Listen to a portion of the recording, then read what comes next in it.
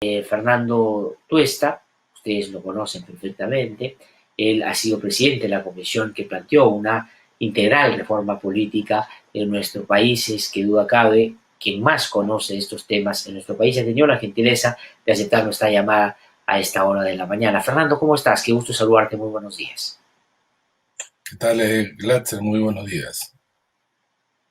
Quisiera yo comenzar preguntándote por un incidente muy concreto, pero que refleja un problema de fondo, sin lugar a duda.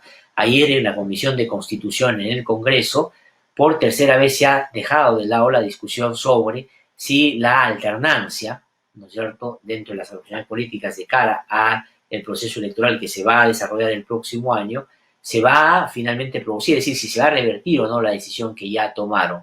Eso, digamos, qué cosa refleja concretamente y qué crees tú que va a pasar desde una perspectiva lo más objetiva posible, que es como tú permanentemente abordas estos temas.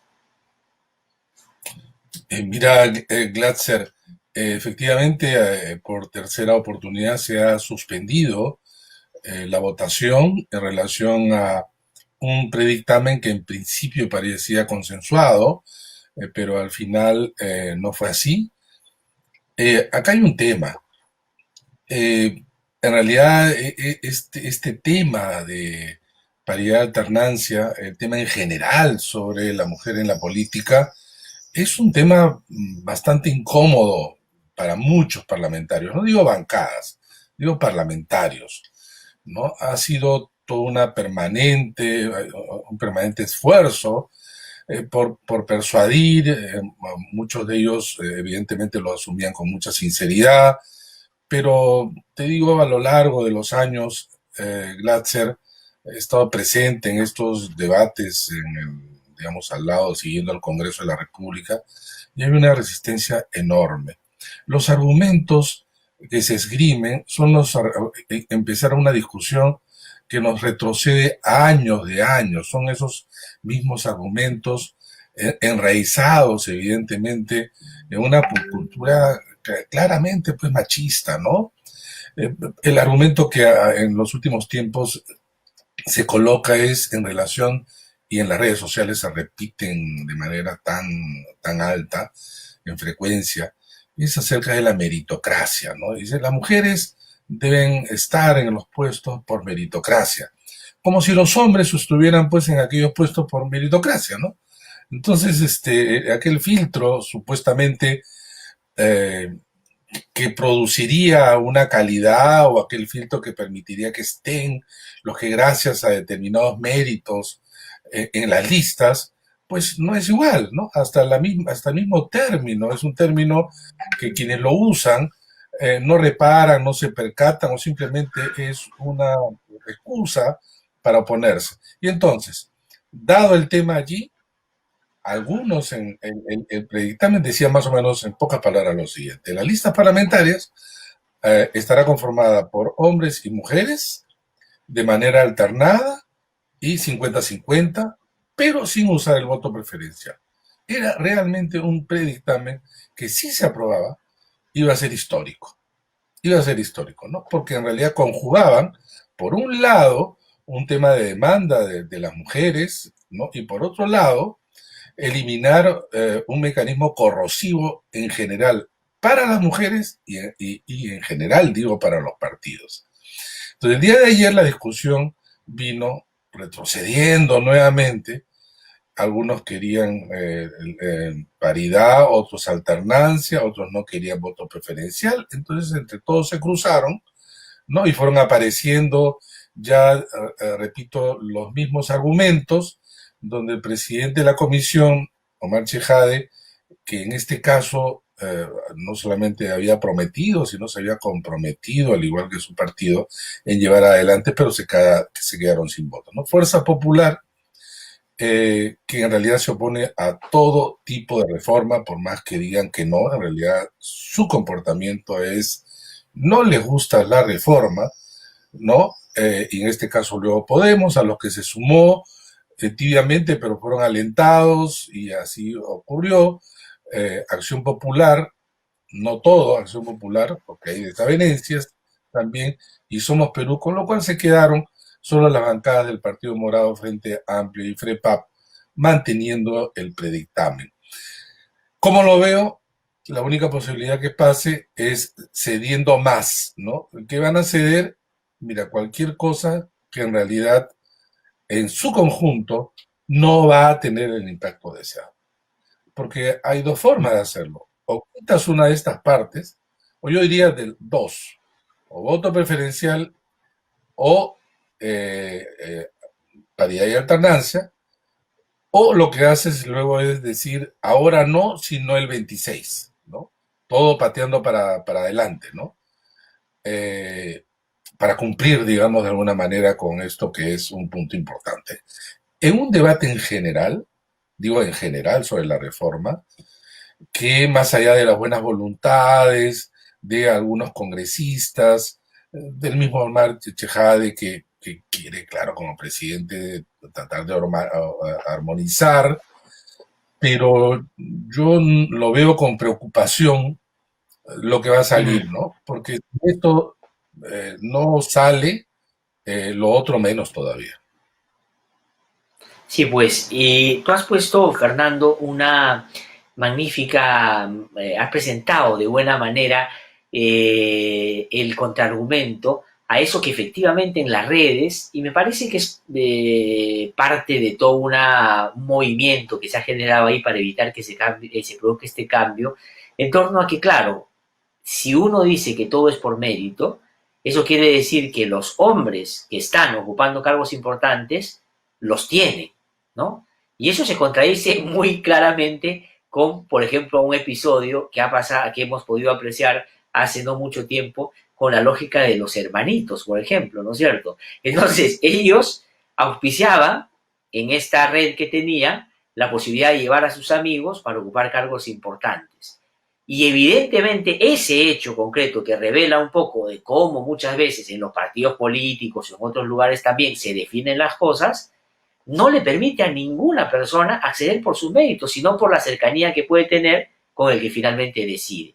Y si uno se aplica entre que hombres y mujeres, porque aquí la red era, no decir totalmente, pero centralmente varones, miren ustedes todo lo que nos podríamos estar perdiendo en esos espacios que mujeres decentes pudieran haber ocupado. Pero eso es, pues, o sea, esto interpela. Por eso, o sea, el problema no es si le quitas o le pones cositas a la discusión, es una interpelación directa a la manera como ellos han vivido y hecho las cosas hasta ahora, ¿no? Y eso, entonces, por los tiempos, ¿cuánto tenemos para realmente avanzar o dar ya definitivamente por cerrado esta posibilidad en cualquiera de dos modalidades? Porque pasarlo al 26 o modificarlo, la verdad, distorsiona o difiere con lo que ustedes han planteado. Mira, Glatzer, eh, entre estas discusiones que muchas veces se regresan en el tiempo, y no te digo al Parlamento anterior, sino mucho más, hay pues un doble esfuerzo. Pero lo más preocupante es que creo que todos estamos más o menos de acuerdo en que la política no puede seguir siendo ni sus reglas lo mismo que hasta ahora. Porque las reglas que teníamos incentivaban o permitían lo que tenemos ahora, lo peor de la política, o uno de los momentos peores de la política.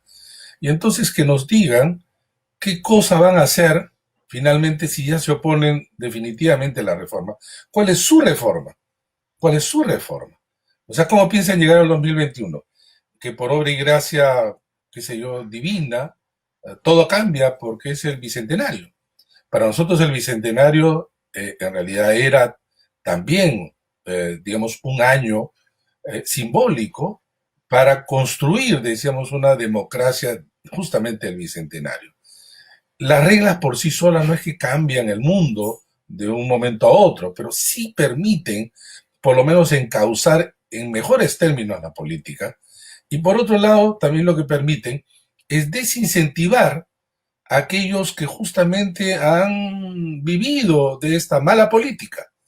Incentivar y atraer a aquellas personas que de buena voluntad y gente de calidad pudiera reingresar a la política.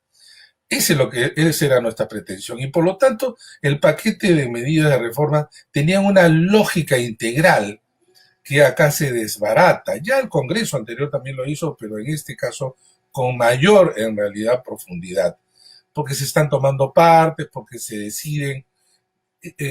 Entiendo de que no existe una mayoría clara, entiendo que hay una necesidad de acuerdos, pero entonces ves pues la calidad de la discusión, ves las posiciones de determinados partidos, sus líderes, ¿no? Sus líderes no están orientando, nuevamente entre el partido y la bancada hay una diferencia enorme, los líderes pueden hablar por acá, y las bancadas, cuando digo líderes, quiere decir que están fuera del Congreso, ¿no? Y las bancadas van en otro sentido, ¿no? Entonces, Sí, eh, ahora, pero hay un doble discurso, Fernando, en eso, sino, para llamarlo en los términos correctos, por lo menos de mi perspectiva, pues una hipocresía en lo que se dice y en lo que concretamente se hace. Porque recordarás, en medio de el planteamiento que ustedes hicieron y la discusión posterior y la oferta electoral en la última campaña, pues estos temas aparecían en varias bancadas como un asunto que iba a circular de una manera un poco menos compleja, digamos.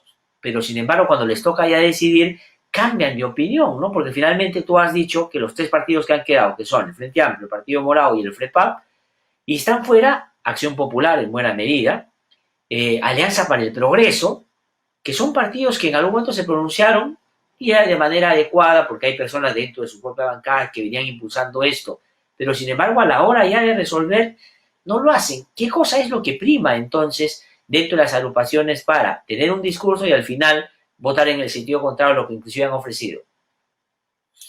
es que la reforma política terminó siendo en la campaña eh, una buena palabra, un buen término, lo políticamente correcto, ¿no? Y entonces todos lo decían, pero el tema era que no decían exactamente, salvo generalidades, eliminar la inmunidad parlamentaria, dos o tres cosas que pudieran contentar pues al público, ¿no? Pero todos se comprometieron. Pero una vez, casi inmediatamente juramentado, comenzaron a aparecer cómo ellos entendían la reforma y cómo entendían era negar la reforma, era negar la reforma. Y los primeros proyectos de ley, ¿qué cosas fueron? Por ejemplo, habló el presidente de la República que él creía que no era conveniente, me pareció que no debió decirlo, que no creía conveniente, que sean primarias este año. Ese mismo día se presentaron proyectos de ley. Los proyectos de ley requieren una elaboración, digamos, un estudio, un diagnóstico, que, terminado eso, produce una fórmula normativa. ¿No? Ese mismo día lo presentaron. Y tú lees las exposiciones de motivos, en algunos casos descriptivas nada más, ¿no? No es que de allí, con una lógica argumentativa, terminas con un producto que es la norma, simplemente hay pandemia, ergo hay que postergar, se acabó, ponerlo en pocos términos. Sí, Y pues entonces era va a terminar siendo la negar, pandemia, entonces, Fernando, ¿crees tú la justificación para no avanzar? O sea, en alguna medida, totalmente, ese va a ser el pretexto. total. Mira, lo he escrito desde tiempo atrás, en el sentido de la pandemia como excusa, ¿no? El coronavirus como excusa. ¿Qué mejor excusa que eso? Porque si no estuviéramos debatiendo este otro punto, porque de lo que va ya de lo que están tratando, las elecciones primarias las han suspendido. Sobre esto probablemente no se apruebe. ¿Qué vamos a tener el próximo 21, por lo menos hasta ahora? Claro, no todo ha sido votado, no todo ha sido votado en el pleno, pero ¿cuál es el peor escenario? El peor escenario es que vamos a tener casi las mismas reglas, vamos a tener elecciones internas, no primarias, hechas como siempre lo han hecho, con dos vueltas parlamentarias, y a ver qué viene, y a ver qué viene. Y la probabilidad de que venga algo distinto, esto sí, será distinto, pero no necesariamente mejor. Porque este es distinto al anterior, pero no quiere decir que sea mejor al anterior, ¿no? Sí, pues. Cada uno tiene sus características de no ser buenos. Cada uno tenía sus características, porque lo malo tiene múltiples caras. Y estamos viendo cuántas, ¿no? Entonces, Ahora, ahora, por Fernando, ¿y los ejemplo, tiempos y los plazos? mira, el propio Congreso, de algo que también nosotros habíamos propuesto, al decir que, escuchen, el 8 de abril se terminaba todo tipo de modificación y por la reforma. Lo hemos discutido en tu programa también mucho tiempo. Y se postergó hasta septiembre. Está bien, dar tiempo para la discusión, pero este tipo de discusión, esta calidad de discusión, no necesita llegar a septiembre. Si vas a decidir algo tan malo, lo vas a decir ahorita, en julio. El presidente de la República convoca elecciones en la quincena de julio, ¿no? Y si es cierto, puedes modificar las normas, te van a decir, y desde fuera, y no sin razón, oye, ya se convocaron las elecciones, no cambies. Ellos pueden decir, yo tengo hasta septiembre según ley, pero también te podrán decir como excusa, verdad, mejor no cambiemos porque el presidente ya convocó. Y entonces las mismas normas Sí, pues. para iguales o peores parlamentos hacia adelante. Ahora, el presidente de la República ha mantenido en su discurso la necesidad de hacer este cambio en particular y lo ha dicho en más de una oportunidad. Creo yo, en términos de su despliegue o su desempeño político, en buena medida convencido porque eso es lo que hay que hacer y por otro lado también me da la impresión en una lógica de llamar la atención a un Congreso con el que ha tenido ya otro tipo de tensiones. Pero eso no surte ningún efecto, es decir, no ha mejorado la relación Congreso Ejecutivo de cara a lo que quedó pendiente del Congreso anterior, ¿no es cierto?, que no quiso avanzar en esta reforma. ¿Y el presidente qué puede hacer? Insistir en el tema, en el discurso político. No podría hacer nada más. No tiene bancada, no tiene ninguna correlación en el Congreso. Cierto, pero es un presidente y un gobierno que tiene una alta aprobación. Y entonces, a diferencia de los otros temas, Latzer, donde tú tenías que el Ejecutivo enfrenta al Congreso por medidas populistas, estas medidas del Congreso eran bien vistas también por la población. Medidas populistas, pues. En cambio, en este caso es distinto. Y el gobierno, yo no observo que tiene, eh, ya no te digo la voluntad, pero por lo menos hasta ahora no se ha visto, digamos, encabezando el tema como antes lo hacía, con el mismo ímpetu. Se entiende que, claro, está concentrado en lo que ahora es lo principal del país, pero también sabe, o debe saber, tendría que saber, que los plazos apremian, la necesidad de tomar decisiones son fundamentales y la orientación de la reforma, ¿no? No puede quedarse callado diciendo que van a aprobar el voto preferencial, no puede quedarse callado cuando ahí se discute en el sentido de que estas cosas se van a postergar, porque ¿qué queda? Entonces, que la reforma simplemente fue flor de un día. ¿Qué significó la reforma? Si además, si antes era importante, ahora es más importante. Si antes había tiempo para discutir, ahora hay menos tiempo para discutir, entonces el gobierno tiene que tomar posición al respecto. Lo dijo en relación a paridad alternancia, pero nuevamente es pues solamente un tema, ¿no? Acá las cosas tienen que cambiar radicalmente, radicalmente. No podemos seguir teniendo la política que es la que tenemos hasta el día de hoy. Y no podemos hacerlo además porque si en época de bonanza económica teníamos una mala política, cuyos resultados entonces en las políticas económicas, etcétera, pudieron ser mejor, sin embargo frenado por la mala política, ahora no estamos en un buen momento económico y seguimos teniendo esa mala política, esa combinación es la peor combinación que podemos tener.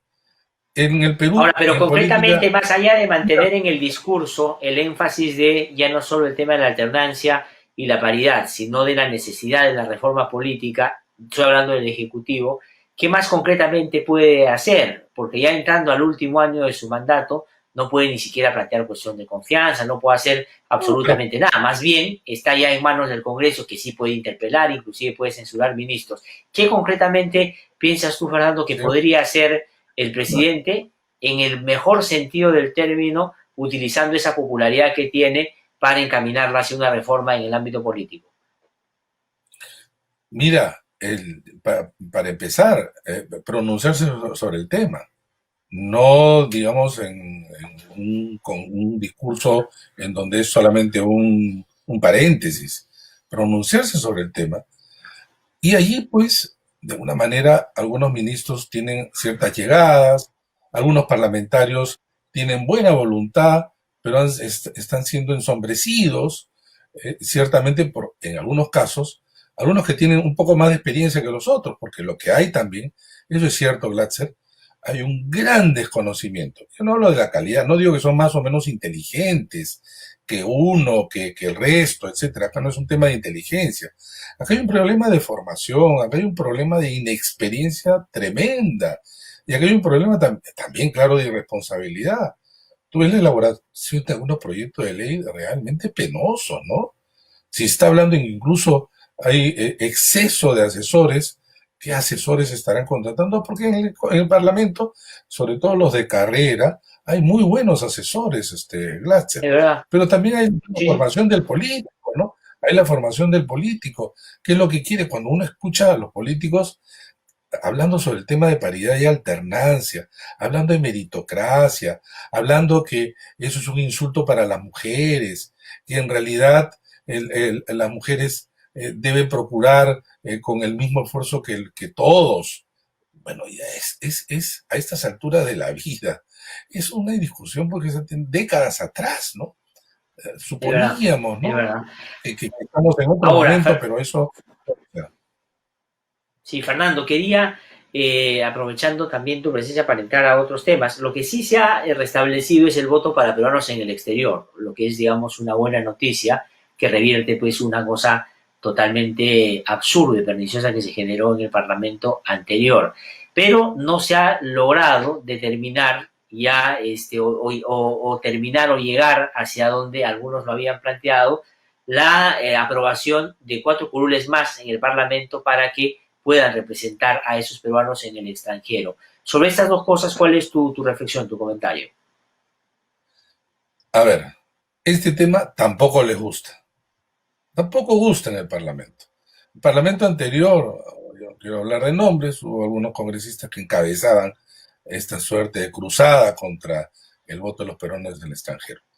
Los peruanos en el extranjero son más o menos 1 millón de peruanos inscritos, ¿ah?, en los consulados. No estoy hablando de los peruanos que no están inscritos en los consulados. Bueno, ellos representan pues una porción importante, ¿no? Ellos no han dejado de tener derechos, siguen siendo peruanos. ¿Qué ocurrió? Ocurrió que los parlamentos anteriores, y sobre todo, y te digo ya de tiempo atrás, como la Constitución dice que el Parlamento está constituido por 130 ante 120, lo dice la Constitución. Entonces, si es que tú quieres colocar escaños para los peruanos en el extranjero, tienes que redistribuir la torta. Y algunas circunscripciones pierden. Lima, creo que Piura, por ahí. Y a ellos no les gusta. Obviamente perder, a nadie le gusta perder escaños. Entonces, el año pasado, la Comisión de Constitución, al entregar nosotros la formulación, teníamos una formulación normativa que estaba realmente bien cuidada, pero no Uh se -huh. quiso hacer y tomar esto como base, y al no tomarlo como base comenzaron a escribir su propia formulación. Y en realidad yo sí creo que fue una omisión, pero una omisión irresponsable, porque era un párrafo. No es que les quitaban y no es que no les podían quitar porque era inconstitucional. En algún momento se tenía que resolver. Pues tú no le puedes quitar por ley a quienes tienen un derecho constitucionalmente, obviamente, Exactamente, adquirido. es una vergüenza No, eso, eso no claro. podía ser, eso no iba a pasar de ninguna manera. Tanto no iba a pasar que fue el Jurado Nacional de Elecciones, y no el Congreso, que dijo ahora en el 2026, votan como siempre. ¿Qué se ha aprobado el día de ayer como dictamen? Que voten como siempre, es decir, para los de Lima. Uh -huh. O sea, no ha cambiado nada. Sin embargo, hay un proyecto de ley en donde se dice, hagamos entonces 4 escaños para los peruanos en el extranjero, lo cual me parece en general bien, porque es lo que corresponde. Sin embargo, la discusión es, oye, ¿cómo hacemos? Porque si los metemos esos 4, los 130 horas se reducen a 126, porque hay que redistribuirlo. Increíble. Entonces dijeron, vamos a hacer 2 cosas. Vamos a cambiar la Constitución. Ya vamos a cambiar la Constitución. Pero ¿cómo quieren cambiar la Constitución? van a decir, en vez de 130, que la Constitución dice 134. Yo advertí en mi presentación a la comisión, y se lo he hecho saber a varios congresistas, que si van a cambiar la Constitución, no pierden la oportunidad de, en vez de poner 134, simplemente dejen de colocar un número en la Constitución. Porque un número de la Constitución lo que hace es cerrar cualquier modificación. Y eso se pasa a la ley como en general son en las constituciones. El contraargumento es, no, la del 79 también decía el número. Sí, pero la del 79 decía un número, que era 180 diputados, 60 senadores cuando teníamos 8 millones de electores. 8 millones de Exactamente, electores. exactamente. El tercio de lo de ahora. Ahora somos 25 millones para 130. Somos en el mundo el penúltimo país subrepresentado. Este es algo que yo vengo personalmente señalando de hace Es mucho verdad, es tiempo. verdad. Entonces, Ahora, lo que pasa es que, miren, Fernando, no es pues esa postura que tú expresas y lo haces con solvencia hace, es verdad, muchísimo tiempo, resulta, claro, impopular en situaciones de esta naturaleza, porque la gente dice tener más de estos que tenemos, y en eso los partidos políticos no se han preocupado de mejorar su capacidad y su calidad de representación, pero efectivamente deberíamos tener mucho más representantes. Uno cuando dice, he votado por Lima, pero ¿quién de los 36 de Lima te representa? Uno no sabe quién te rinde cuenta, con quién te reúnes, a quién le mandas tus propuestas, nada. Pero ya, efectivamente lo están haciendo y pero haces por bien eso, tú, y por eso es claro, muy importante conversar contigo, Fernando, porque conoces muy bien el tema, que te dice, mira, no quieren perder cuatro y por eso le van a sumar cuatro. O sea, no es voluntad de mejor representación, sino es, no me quites el negocio. y quiero cumplir contigo. No me quites y quiero cumplir contigo, que es una demanda antigua. Pero entonces, he señalado que el hecho que le quites a la Constitución no es que se desborde el número de congresistas hoy, No, pues, sino que progresivamente vamos a ciertos niveles más proporcionales. Nada más. Ya, si quieres, ahora, para el 2021, que sean 134, pero que no esté en la Constitución, que esté en la ley orgánica. Y con eso das pie para adelante en una discusión mucho mejor. Incluso abres otra posibilidad para una mejor representación con el diseño de circunscripciones, dividir Lima, etcétera, ¿no? Pero la Constitución lo que hace es haber cercenado el Parlamento al tamaño menor que el de Ecuador, Bolivia, Chile, países mucho más chicos. Y cuando el argumento es, pero no queremos más de estos, porque tenemos el peor parlamento, pregúntale pues a los vecinos si es que están contentos con sus parlamentos. Ellos pues. también tendrían que reducir su número, y casi en todo el mundo tendrían que reducir el número, si se trata del gusto de la gente. Pero sabes que, y quizá en otro momento podemos discutir, Glatzer, la discusión está mal planteada. ¿En qué sentido? En que planteas el número total. Pero tú le dices a los de Pasco, Pasco tiene dos congresistas, y le dice, ¿usted conoce a los de Pasco? Sí, fulano y mengano. Los dos pueden ir y por lo menos visitar a un territorio tan extenso como es Pasco. ¿No sería mejor tener más congresistas, usted que es de Pasco, para que usted pueda tener una relación más directa? Porque en realidad es muy poco lo que se tiene, y de repente te van a decir que sí. Y de repente el de Madre de Dios te van a decir, ustedes tienen uno. Y por más que tienen poca población, es un territorio pues extremadamente grande. Ningún congresista puede hacer una buena labor así. Pero entonces, si entras por el lado de que cada uno necesita, la suma te va a dar más. Pero si empiezas Sí. la discusión con que la suma es tanto, te van a decir, yo no quiero más. Y es entendible que la gente así lo exprese. No, no, además, por eso te digo, pero es muy pernicioso y peligroso ese juego que hace el Congreso, porque si es que se trata de gustos de la gente preferiría, creo yo, mayoritariamente en este país, cosa que yo, por cierto, no comparto, que desaparezca el Congreso. Y punto, porque Realmente, la gente preferiría que no haya ningún tipo de relación, sobre todo si lo hacen de esta manera. Tengo que terminar, Fernando, preguntándote por otro tema. El otro día conversaba con el presidente de la Junta Nacional de la Justicia, y ellos están en el proceso ya de selección de jefe de RENIEC y jefe de OMPE. Nada más ni nada menos, ya de cara a un proceso que es ahorita. y tiene ojalá que ser gente que elija con experiencia, porque no puede entrar pues a improvisar y a ver qué cosas van a hacer, es muy peligroso. ¿Tienes tu confianza en que se haga bien? ¿Se está haciendo bien? ¿Te parece que se está haciendo de la manera como tú consideras correcta hay que hacer esta elección? Hay por lo menos algunos mensajes. Yo creo que la gente que ahora compone la Junta Nacional de Justicia es gente muy respetable, ¿no? Su presidente está llevando, creo, a cabo muchas de las recargadísimas ya funciones que tienen y encargos. Uno de ellos es este. Lamentablemente la pandemia pues hizo que no, en medio de la necesidad del concurso esto se postergara. Pero, por ejemplo, eh, publicaron un reglamento para la discusión pública, ¿no? Se entregaron una serie de opiniones y está mejorado. Ese reglamento es mucho mejor de todos los que han habido, mucho mejor. En segundo lugar, la forma como se va a llevar la evaluación, totalmente transparente. A mí por lo menos me reporta, digamos, no solamente una esperanza de que esto sea así, sino porque la propia Junta Nacional de Justicia creo que tiene claro que este es, digamos, su primera prueba. Y esta primera prueba, para lo que se viene, que ya es lo grande, me refiero a nombramiento, ratificación, revisar las resoluciones del CNM anterior, etcétera, tienen cargos pues grandes. Y ellos son conscientes que esto lo tienen que hacer bien. Ahora, si eso es así, y si hay mensajes claros, esperemos que se presenten buenos candidatos. Porque lo que ha habido en los procesos anteriores era de repente los improvisados, ¿no? Aquellos que vamos a ver cómo se hace, y el mensaje que anteriores Consejos Nacional de la Magistratura daban era que no necesariamente tenías que ser el mejor, sino que ya había pues estos acuerdos tras bambalinas que llevaron a la elección sobre todo del último, ¿no?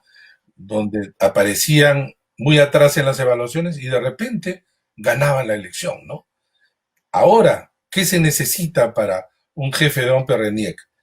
Uno, a estas alturas de este siglo, recompuesto los organismos electorales desde las elecciones del 2001 en adelante, 20 años ya, hay una comunidad de expertos electorales y del RENIEC que pueden postular y ojalá que lo hagan, ¿no? Sería muy bueno que se presenten candidatos y que sea pues una competencia entre buenos, ¿no? Y no escoger pues al menos malo, porque tampoco no hay mucho tiempo, Glatzer, porque tienen Exactamente. según el panorama, ya juramentar en agosto, ya con las elecciones encima. Me refiero al cronograma ya establecido. Y lo peor, y esto sí es un problema, ya no de la Junta, sino para quienes van a ser elegidos, en medio de un Congreso en donde las reglas todavía no son totalmente claras y no se sabe qué van a cambiar hasta septiembre, ¿no? Entonces, este es un tema que creo que también hay que relevarlo en el momento en que aparezcan los candidatos. Obviamente que hay que observar, hacer el seguimiento como corresponde en todo concurso que busca elegir autoridades de tal importancia como es jefe de la OMP y jefe de RANIEC. No, además, Fernando, y aquí tengo que terminar con el antecedente reciente de que la elección última que hubo del jefe de la OMP estuvo hecha por ese CNM claramente comprometido con lo que el Ministerio Público hoy día entiende eran redes criminales y que finalmente por un escándalo tuvo que salir y felizmente ya se le aceptó, digamos, ya eso está saneado para que se pueda convocar, han tenido que sanear eso. Y dicho sea de paso, el señor José Luis Cabaza, que era uno de los que se dice operadores y vinculados a estos movimientos, acaba de salir arresto domiciliario producto del COVID-19. O sea, hay que tener mucho cuidado. O sea, el COVID-19 puede ser, digamos, Quiero la agregar, justificación para otra vez regresar a épocas que ojalá hubiésemos superado ya con alguna solvencia, ¿no? Tengo que terminar, Fernando. A ver, tus solamente, últimas palabras para terminar. solamente esto. José Luis Cabaza, yo lo cesé en diciembre del año 2000. Y él era cabeza de una mafia en los organismos electorales. Nosotros descabezamos esa mafia. Él fue a parar nuevamente a la cárcel inmediatamente después. Reapareció años después, cuando pensábamos que había perdido poder. Y no había perdido poder, sino había ganado más todavía. porque había logrado tejer una red muchísimo más amplia que comprometía a aquel CNM, entre otros. Una lástima. Pero esperemos que, y ahora la Junta Nacional de Justicia, con quien tenemos, creo, la esperanza que haga un buen concurso y que se presenten también profesionales competentes y el concurso sea un filtro para dejar de lado a muchos de estos aventureros que muchas veces se presentan. Fernando, muchísimas gracias, como siempre, por tu Gracias. participación tan esclarecedora, tan clara, tan concreta, que nos permite ver realmente la dimensión de los problemas y temas que ojalá afrontáramos con mayor responsabilidad. Muchísimas gracias, muy amable, que te vaya muy bien. Ha Gracias a sido ti. Fernando Tuesta Gracias. que ha conversado con nosotros